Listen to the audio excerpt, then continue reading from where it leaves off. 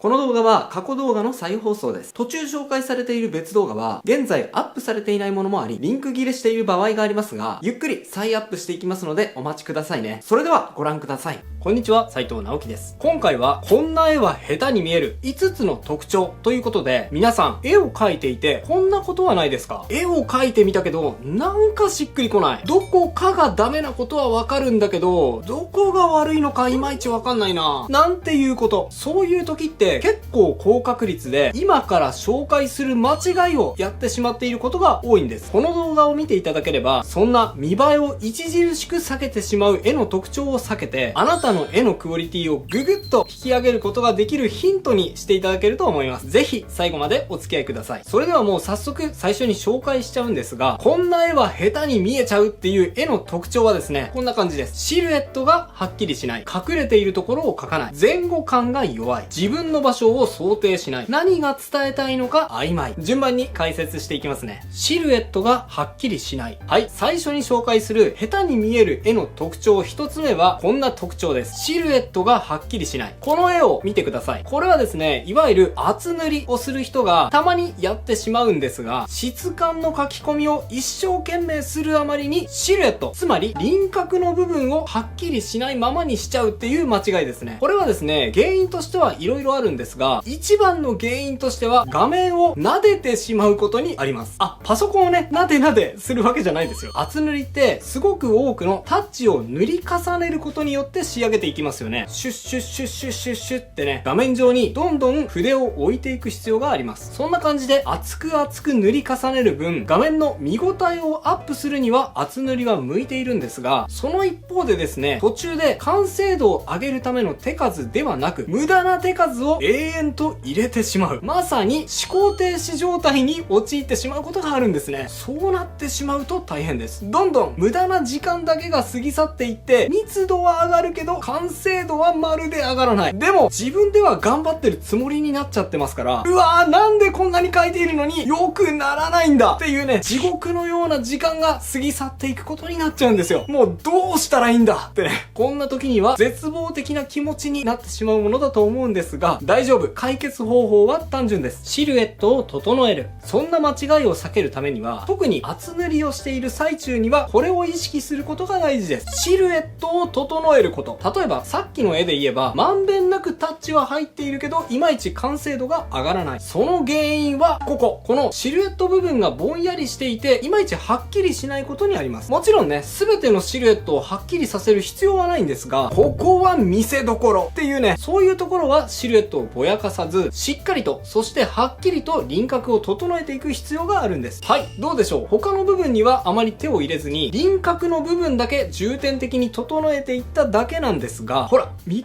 べてみると、もうこれだけで完成度が上がったように見えるのがお分かりいただけると思います。厚塗りをしているとね、途中でどうしてもこの輪郭の部分をパキッと決めていくのが怖くなっちゃうことがあるんですけど、逆に決めていかないとですね、いつまで経っても完成度が上がらないことが多いですので、そういう時には勇気を持ってシルエットを整える。これを意識してみてくださいね。隠れているところを描かない。さあ、次に紹介する下手に見えてしまう絵の特徴2つ目は、隠れているところを描かないです。例えばこんな絵を見てください。正面で剣を構えている男性の絵ですが、どうでしょう。ちょっとどことなく変な感じがしますよね。どこが変なのか皆さんわかりますか？はい、結構大げさにやりましたからね、これはわかりやすいと思います。そうです。腕が肩と繋がってなさそうに見えますよね。右手が上に上がっているということは、ある程度肩も上がっている必要がありますし、そこから手に繋がる腕も前に突き出ていなければおかしいですが、この絵はそこが描けていません。なので変に見えてしまうんです。ではこういう場合にはどうすればいいのか。それは隠れている部分も描く。はい、この問題に対する解決策もシンプルですね。隠れている部分まで全て描いてみることです。これね、今回のように画面端で人物がトリミング、切れているような構図ですごく多いんですが、そういう場合にはこんな風に画面端を一旦広げて、そして画面から切れる部分もめんどくさがらずに描いてあげる。そして最後にトリミング。そうすることによって形が繋がらない時の違和感はほとんど取り去ることができます。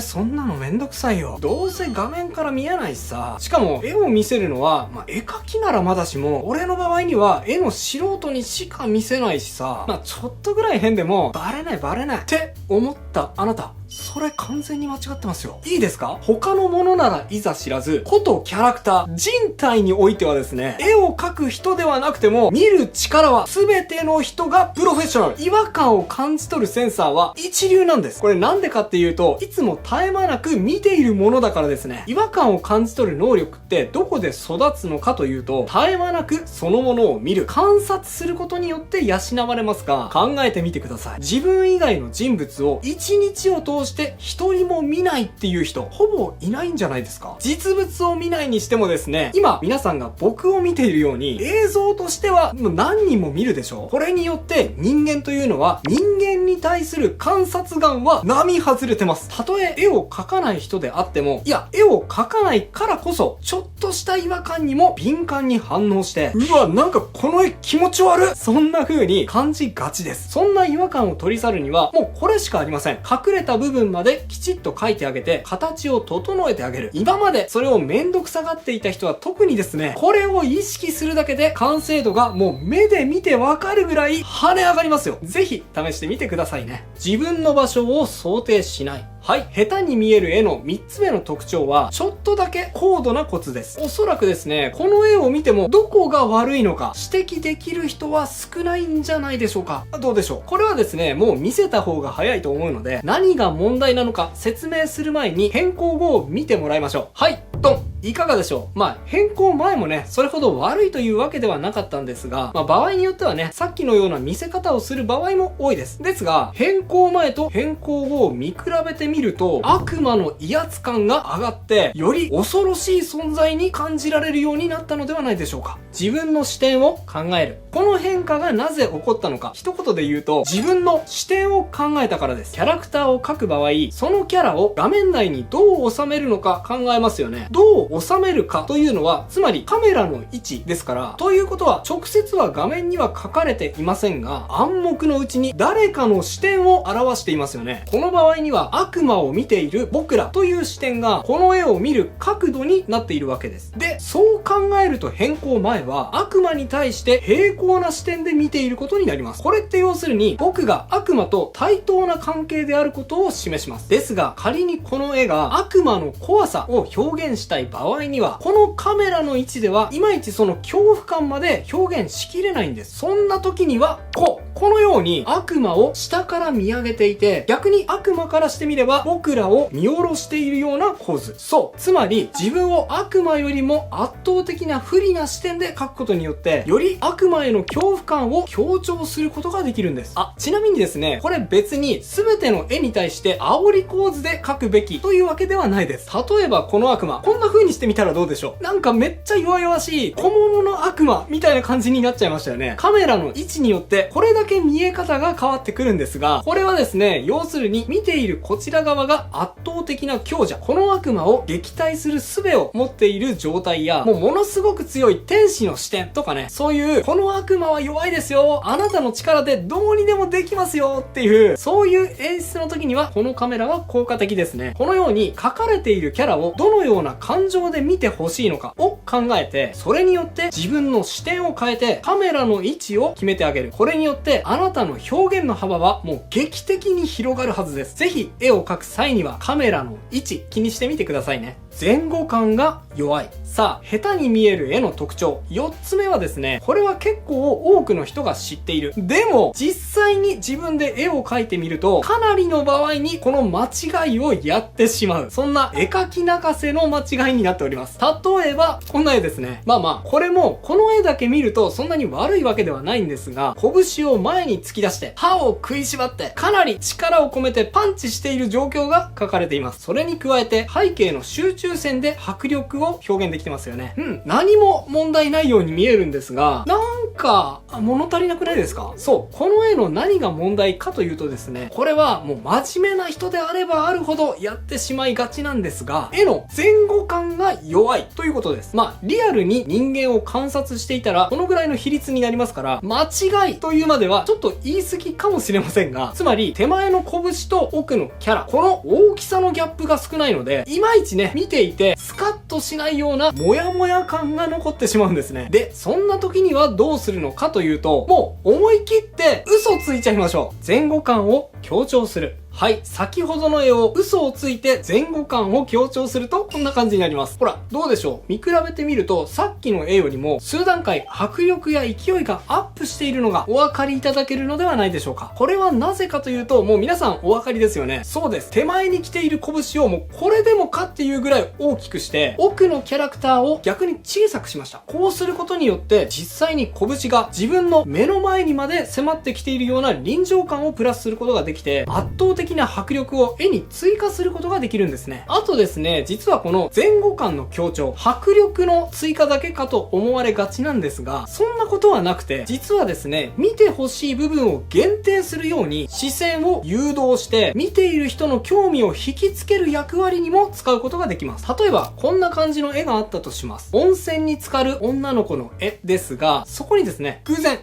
ですよ。あくまで偶然居合わせちゃったっていうね、ちょっとエッチな絵なんですが、なんとなく画面が広くて興味があちこちに散らばってしまって散漫な印象になってないでしょうか。そこで前後感の強調です。この絵の前後感を強調するとこんな感じになります。ドン。岩をぐぐっと自分の近くに持ってきて、思い切って画面の大半を隠してしまいました。そしてその隙間から女の子が見えている。こうすることによってすごく強く視線が女の子に誘導されたのがわかるでしょ。ちょっとね、構図的にこの視点は完全に岩陰に自分が隠れてますから、偶然というにはね、ちょっと言い訳ができないような感じになっちゃいましたね。はい。ごめんなさい。ですね、この前後感の強調を使いこなすことができれば、迫力がある絵はさらに迫力が感じられるように、また視線が散漫に散ってしまうような絵の場合は、より興味が引きつけられるような絵に簡単に変化させることができるようになっちゃいます。ぜひ意識してみてくださいね。何が伝えたいのか曖昧。さて、今回最後に紹介する下手に見える絵の特徴5つ目は、何が伝えたいのか曖昧ということですね。